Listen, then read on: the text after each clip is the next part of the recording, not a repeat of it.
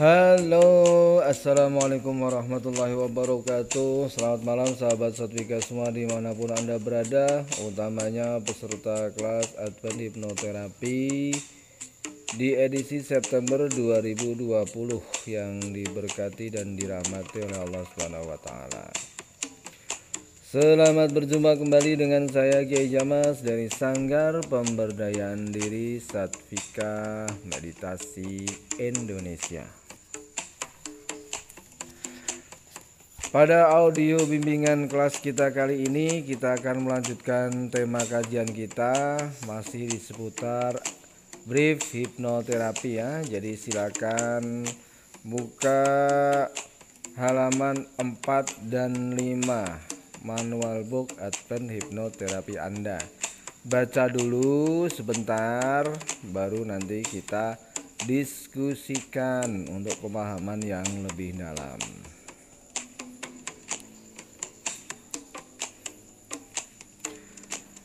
Dan bagi teman-teman yang sudah membaca halaman 4 dan 5, mari bersama-sama kita mencoba memahaminya lebih dalam lewat obrolan santai kita di audio kelas kita kali ini.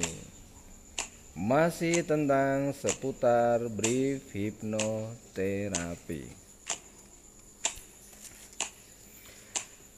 Jadi begini sahabat-sahabat Satvika semua, peserta kelas 1 hipnoterapi yang diberkati dan dirahmati Allah Subhanahu wa taala.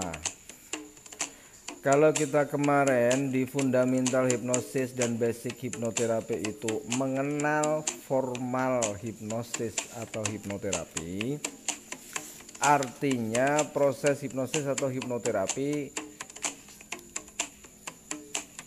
di mana kita menggunakan panduan-panduan langkah sistematis untuk mencapai hasil maksimal ya.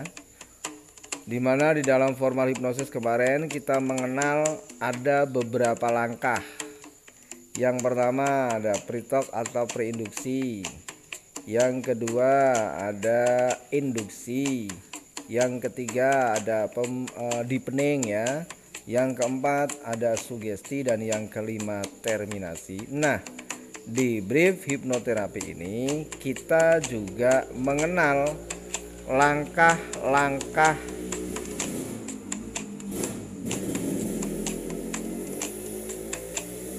praktek brief hipnoterapi yang baik dan benar. Maaf ya teman-teman, terjeda sejenak menikmati suara motor yang lewat. Suara apapun yang Anda dengar tetap fokus pada suara saya ya, tetap nyaman dengan suara saya. Karena ya gimana lagi, kita tidak bisa menghindari motor yang lewat. Karena audio ini saya bikin langsung ya, tidak melalui persiapan khusus ya, seperti ngobrol biasa aja.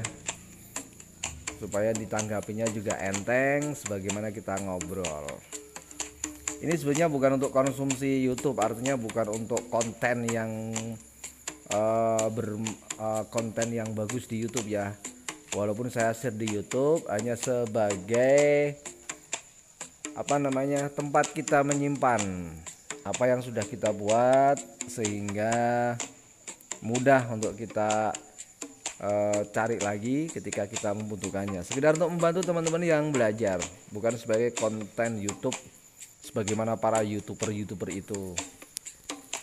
Oke, kita lanjutkan teman-teman. Jadi begini, kita ulang ya. Ketika kemarin kita sudah belajar di basic hipnoterapi, kita mengenal ada formal hipnoterapi dan informal hipnoterapi. Di mana di dalam formal hipnoterapi ada beberapa langkah yang harus kita lalui ya untuk menghasilkan efek terapeutik, efek terapi yang bagus, yaitu ada pre-talk atau preinduksi, kemudian ada induksi, ada deepening, ada sugesti, dan ada terminasi. Nah, di brief hipnoterapi ini juga ada langkah-langkah yang harus kita lakukan supaya bisa menghasilkan efek terapeutik yang bagus. Nah, langkah-langkah ini di dalam brief hipnoterapi disebut 3 fase terapeutik protokol.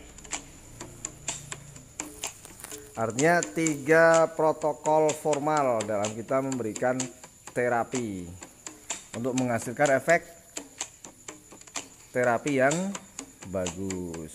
Nah, 3 langkah formal ini atau 3 fase terapeutik protokol ini, yang pertama ada conditioning, yang kedua ada opsional terapeutik, yang ketiga ada empowerment. Baca ya manual booknya, tinggal disimak aja itu. Conditioning itu artinya kita mengkondisikan klien kita. Jadi seumpama ada klien kita datang, kita ajak ngobrol dulu, kita coba bertanya, melakukan intervensi di pikiran sadarnya. Mau pilih pakai pola SFBT boleh, mau pakai pola goal setting mastery boleh, dalam melakukan intervensi maksudnya ya. Mau pakai pola intervensi WVO juga boleh. Silahkan pilih mana yang Anda bisa dan mana yang menurut Anda sesuai dengan tipe klien Anda dan juga masalah yang dihadapi oleh klien Anda. Dikombinasikan juga tidak apa-apa, karena Anda sudah tahu intinya adalah intervensi conscious mind atau pikiran sadar klien Anda dengan mengajukan beberapa pertanyaan-pertanyaan yang mengarahkan klien kita untuk menyadari dirinya, menyadari masalahnya, mengetahui potensinya, dan terfokus pada penyelesaian masalahnya, bukan terfokus pada masa lalunya. Kemudian setelah kita lakukan intervensi, kok dilalah ya, dilalah kita menemukan kesempatan atau pola yang sesuai, kita boleh mulai sedikit-sedikit melakukan teknik rilis emosi. Terus di dalam obrolan coba sesekali kita masukkan ide-ide untuk mengubah paradigmanya yang lama menjadi paradigma baru, instalasi paradigma baru ya. Mindset yang negatif kita ganti, pemahaman-pemahamannya yang keliru kita arahkan. Terus kita ajak juga untuk mensyukuri keadaan, misalkan menerima kondisi, terus memaafkan, terus membayangkan sesuatu, membayangkan masalahnya, misalkan ya, membayangkan masalahnya yang dihadapi itu dibayangkan kepada suatu objek, digambarkan pada suatu objek yang dia bisa mengatasinya. Misalkan sakit kepala, bayangkan rasa sakitnya di mana dia sakit berada itu, dibayangkan ada gumpalan warna hitam. Nah, berarti kan itu objek sakit kepala diubah dengan imajinasi warna hitam, kemudian diambil, dibuang. Ini sekaligus untuk menguji atau melakukan tes sugestibilitas ya. Apabila klien kita cukup sugestibilitasnya bagus, maka biasanya sakit kepalanya akan sedikit langsung berkurang. Juga diarahkan untuk fokus pada masa depan. Ini semua masih dalam sesi tanya jawab. Tetapi ketika dalam sesi tanya jawab atau sharing diskusi awal ini, kalau di formal hipnosis berarti maksudnya pre-talk ya, atau pre-induksi. Ini kok kita sudah menemukan kesempatan yang bagus untuk melakukan penyelesaian masalah, maka langsung kita bisa melakukannya.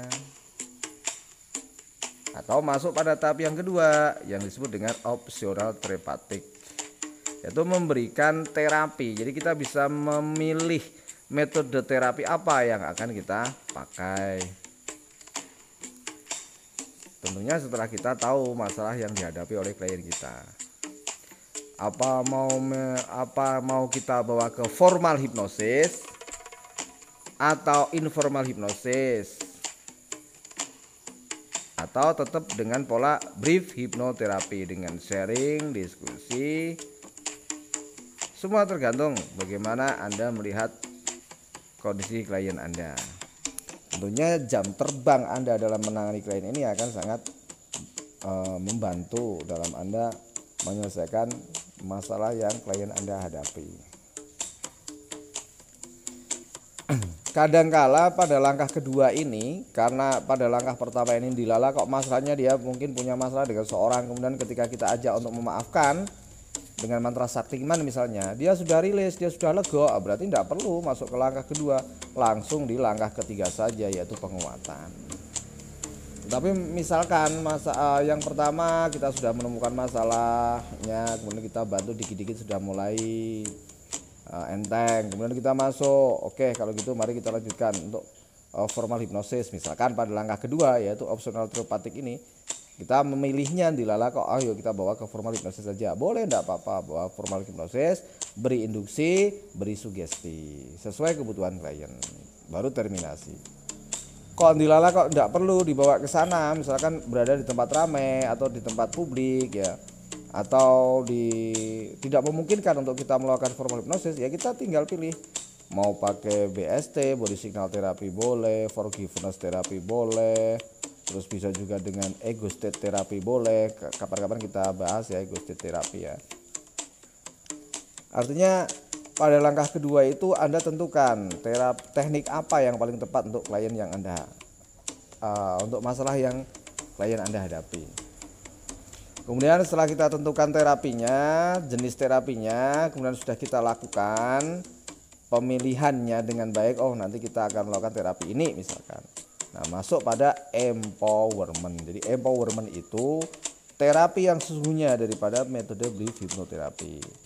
Tentunya dengan menyusun skrip berdasarkan proses tanya jawab yang dilakukan terhadap klien ketika tadi kita melakukan intervensi. Ini skrip sugesti. Nah, untuk memberikan sugesti ini ya tentu tidak harus membawa klien kepada kondisi hipnosis yang dalam seperti di formal hipnosis. Tetapi kalau misalkan dibawa ke situ ya enggak apa-apa. Misalkan kita hanya memberikan oke kalau gitu mulai sekarang dan seterusnya sebaiknya kamu gini. Yang ini tuh ditinggalkan, yang ini ditinggalkan. Kamu harus fokus di sini supaya begini. Itu kan sudah bagian dari sugesti juga dan diberikan dalam kondisi klien sharing diskusi dengan kita. Jadi seperti konsultasi saja gitu loh intinya. Tetapi ketika misalkan menurut Anda pemberian sugesti dalam kondisi hipnosis itu lebih kuat dan penting, ya boleh nanti ditambahkan di situ. Intinya gini sahabat-sahabat semua.